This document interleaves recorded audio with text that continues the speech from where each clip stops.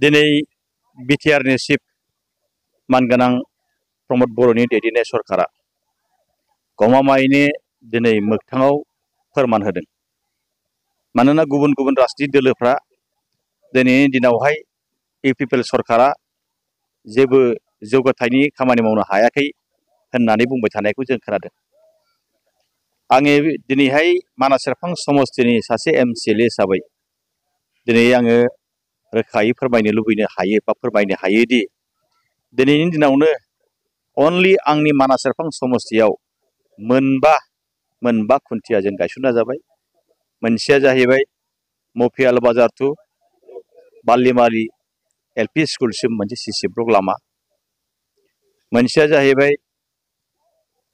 माने लान्थि बर' माने मार्टियासनि नामावहाय लान्थि बर' रड टु बगिदारा, बेबो सिसि ब्लक मोनसे लामा बेखेवनाय जाबाय।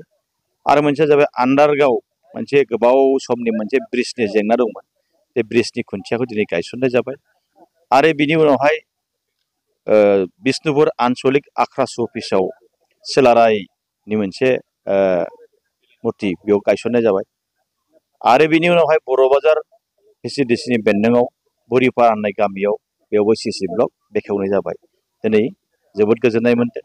मानास सेरफां ओनसोलनि रायजो राजाफ्राबो गोजोननाय मोनदों।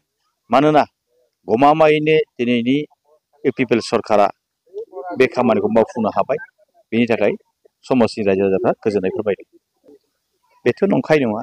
दिनैहाय गोबां मानसि सानसेयाव मिनिमाम 100-150 दिन बेबायदि आंनियाव समस्तियाव जयनिं जागासिनो दं।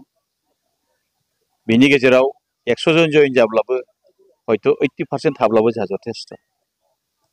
बेनिखायनो दिनैनि दिनावहाय मानास सेरफां समस्तिया इउपिपिएलनि थाखाय सिकुर समस्ति जाबाय होननानै जों रोखा बुंनो हायो। बेयावथ' बांसिनानो माने फ्राय 6000सो मानसि जादों, नंगौ थिग। खिन्थु 6000सोआव भट गैयै मानसिफ्रानो गोबां दंमोन बेयाव। खारन हेलिकप्टार नायनायनि नामाव गथ' गथाय बुथुमनानै लांदोंमोन। बिमायानो साथाम साब्रै बेबायदि गथ' बुथुमनानै लांदों। बे हिसाबै मानसिया जादों जायाखै होनाखै। खिन्थु बेयाव मोननै कास्टनि मानसिखौ जों नुनो मोनाखै। एक नाम्बारावनो जाबाय बर' कमिउनिटि, 2 नाम्बाराव जाबाय मुस्लिम। मिनिमाम एकदमबारे 100नि 1000 नङा 100 मानसि बेयाव बर'फ्रा एटेन्ड जादों आरो मुस्लिमाबो एटेन्ड जादों। बेनि बेलायाव माने दिनैनि दिनाव जे मुसलमानफ्रा बिजेपिखौ समर्थन खालामा आरो बर'फ्राबो बांसिन खालामा, बे बुस्थुआ रोखा नुजादों।